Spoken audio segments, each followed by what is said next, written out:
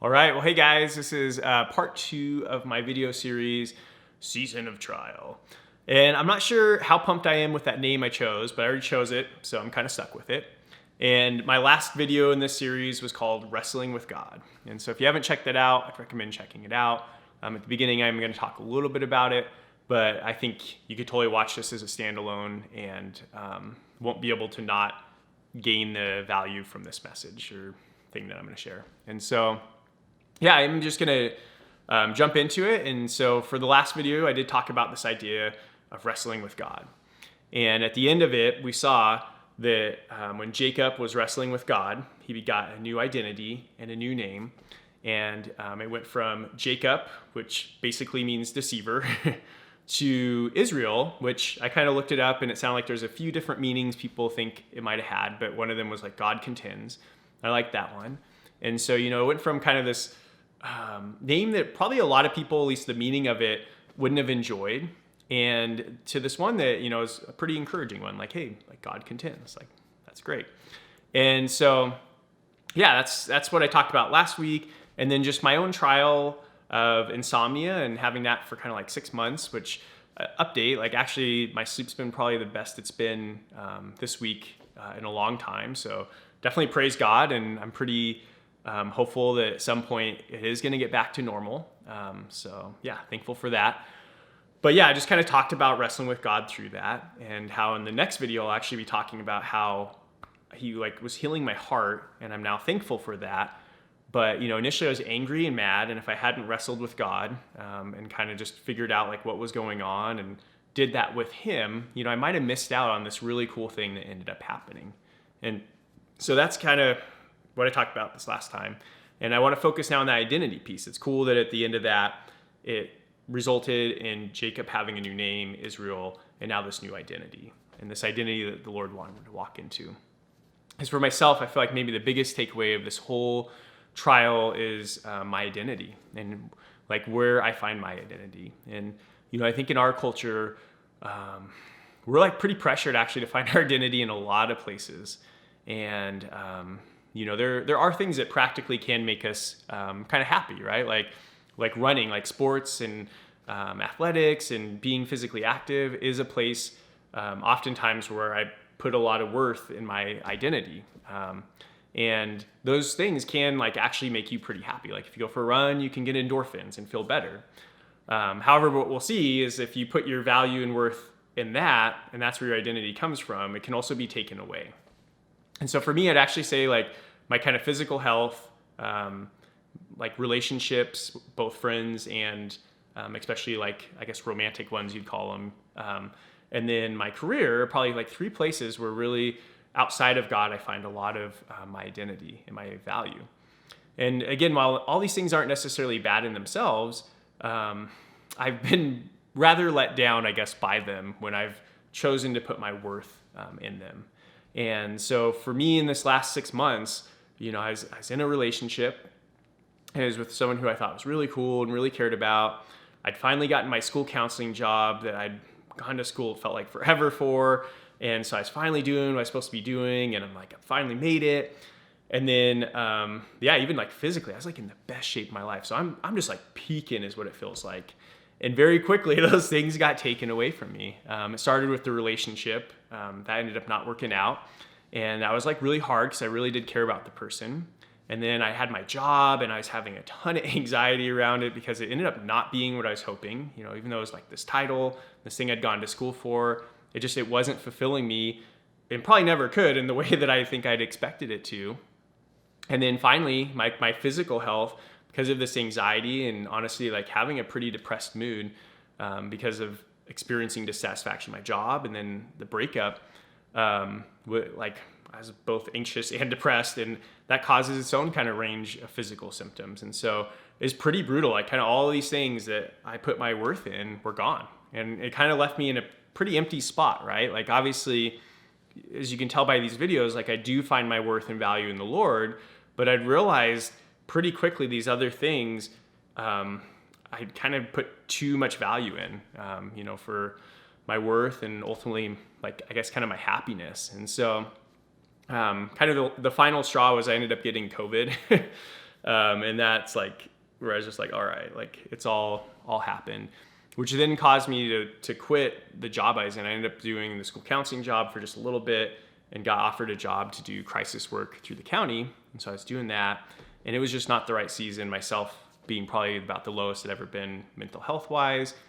And just, my anxiety levels and insomnia, just, it wasn't the right fit. And so got COVID, realized I needed to slow down. Like the Lord, I felt like was saying, Steve, you need to slow down, quit my job. And I'm just starting from like square one. And so, again, I share all this just to share, like, I was finally at a place where I was super dependent on the Lord. I just recognized like how dependent I truly was on him, and just the things I'd put my hope in can't provide that hope. And I'd imagine for all of us, like, we've all probably been there at some point, right? Where we're just striving and doing life like as hard as we can and just tirelessly putting in like time and energy and, expecting these things to like fulfill us or kind of like metaphorically almost like save us, right? Like when I get here, like, and maybe it's money, right? Like maybe when I make $1 million, I'll finally be happy. I hear a lot of people say like, for some reason, like, I want to make $1 million. And then you get there and you're like, well, it's not enough. And I'm going to butcher this probably, but I think it was Rockefeller who was asked, or it could have been Carnegie, it's one of them, I'll put it on the quote below when I look it up, but it was like, how much money is enough? And I think it was like, he said something along the lines of like $1 more. And that's the thing is, as humans, it's never enough, right? Like these things that we put our hope in, like we're not really going to be satisfied, because once you have $1 million, you can have $2 million, right? And so that's kind of where I'd arrived at, is these things I'd put my hope in, didn't make it. And I was done with it. Like, I was like, what's the point, right? Like, I'm putting all this energy and effort into it. Like, what's the point? And keep on trying. Like, I'm finally going to like really ask God to meet me where I need him to meet me. And so he worked with me on that. And there was just this day where I was hiking and walking with him and talking. And I felt like he said like, Steve, you can stand straight and tall. And I was like, okay, like why? And again, I just felt about as low as I could feel. Like I felt like I had nothing to offer. I even felt like on my walk with God, in some ways I was like kind of messing up and just not even worthy in that way. And he's like, Steve, like what I want you to get, like this is why you can stand straight and tall, is that like the fact that you're a son, your sonness, if you will, does not depend on you as a son, but it depends on the fact that I am your father. And it was just like, it was a mind-blowing moment for me where I'm like, that's true. And he really just helped me kind of connect it with my earthly father and the fact that I'm my dad's son, right, here on earth. And the only thing that makes me his son is the fact that he's my father. And now that he's my father, like there's nothing that can actually take that away. That like identity that he's bestowed upon me as his son, it can't be taken away. And so the Lord was just like clearly speaking into me, like that is what your sonship depends on, is me. And I tried to make it about all these other things, and even like how well I was like following after him. And not to say like I'm going to try to follow after him, right? Like it's not bad to try to follow after Lord, but we're going to fall short. And if we think that we have to earn our Father's love, it's just religion. It's stale, and it's something we can't obtain. Like if we put it on ourselves, we're going to fall short. Like the Bible is so clear about that. And the whole Old Testament, basically, in my opinion, points us to how miserably short we're going to fall. And how much we just need God. Like, he wants to love us and make a way. And he did through the person of Jesus, what Jesus did on the cross. And so that's kind of where, I want to end it, because it's just super simple. It's just this idea that whether, like, first, if you're a Christian and you've been following after God and you're at this point where you just feel low or you don't feel like you're worthy or good enough, remember, it doesn't depend on you and what you're doing. It depends first and foremost on God being your father. Like that's where your sonship comes from.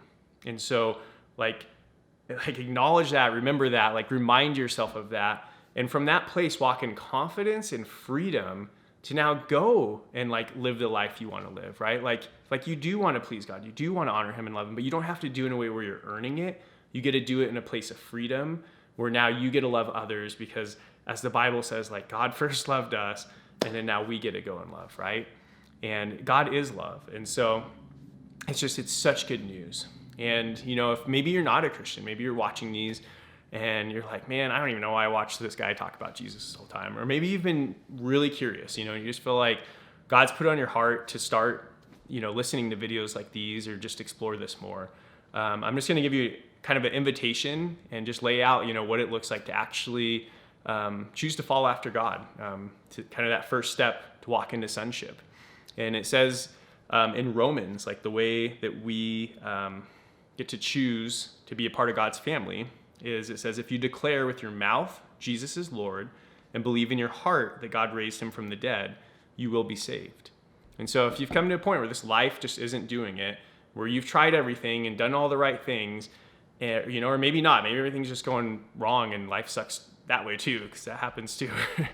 And you're wanting something new and different, like I would encourage you, like do that, right? Like it just says, like declare with your mouth Jesus is Lord and believe in your heart that the Lord raised him from the dead and you will be saved. That's a promise. And then no longer does your worth come from anything that you can do or offer, but it comes from the fact that God is your Father and what that means to get to be a son of him. Like that's your new identity. And while that doesn't mean like every problem that you have will go away, or that life's going to be perfect, or you're always going to be kind of at a superficial level happy, but I do believe like there's now an eternal joy that we get to have, because even when this life doesn't work out, like we know what our destiny is in the future. And even in this life now, like we understand like what the true meaning is and where that comes from and who gives that to us, right? And so it changes your heart. And it's kind of long, so I guess I'll just end with this. I just want to say, if you did make that choice, if you decided to do this, right? Like confess with your mouth and believe in your heart, let someone know. And I'd love if you let me know. Like honestly, that's an encouragement to me, just to hear that, because I hope in my own story, sharing how like I just said, all right, God, like the fact that I'm a son comes from you. Like it's what you did on the cross that makes me worthy. And there's again a freedom in that. I hope that encouraged you, and I'd love to hear your story too as an encouragement. Even if you want to just learn more about this, I'd love to talk to you about that. And I'd just say, and not to like pressure or manipulate, because I don't think we should ever be compelled to take that step of faith, but there is like a step, that you have to take. And like God is, he's kind and he's patient. And I don't think he ever is just going to like shove you off. I think he's going to be there and be like, hey, like I'm ready for you to take a jump off that high dive, right? Like into the pool and come join. But that's got to be you that makes that jump.